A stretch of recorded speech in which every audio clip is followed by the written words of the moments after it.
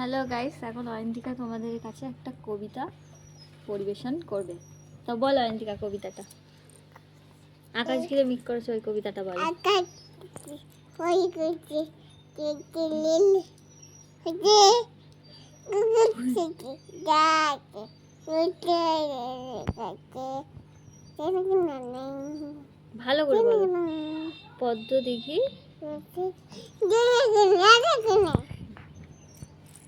আকাশ থেকে বলে চৌকি লীলে পারে কুকুর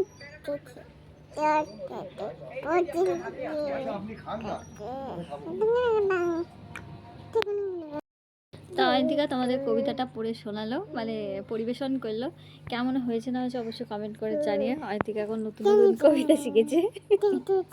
অয়ন্তিকার কবিতা ভালো হয়েছে? অয়ন্তিকা ভালো হয়েছে।